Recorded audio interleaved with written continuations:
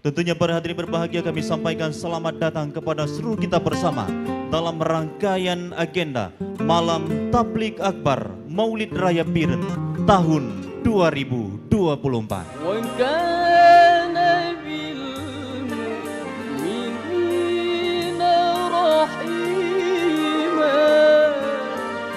Setiap tahun sekali perlu kita ingatkan, momentum ini adalah menyangkut dengan ukhuwah Islamiyah, menyangkut dengan kebersamaan, menyangkut dengan syiar. Ini sangat penting menurut kami.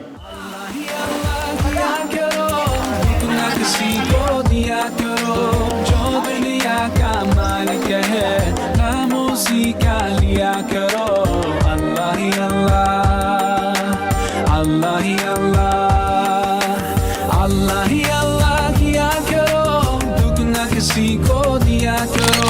जो दुनिया का मालिक है, खामोशी का लिया करो।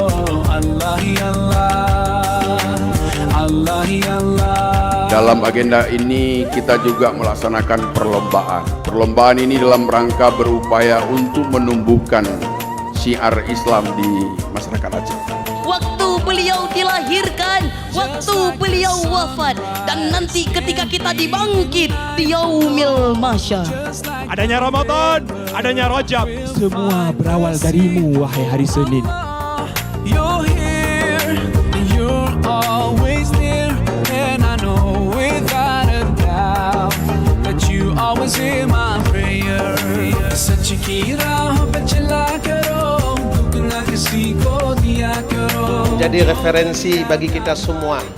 Dakwah adalah bahagian terpenting, sebagaimana Bapak Dr. Amiruddin sampaikan tadi, bagi generasi Z sekarang ini untuk menjadi momentum meraih masa depan kian lebih baik.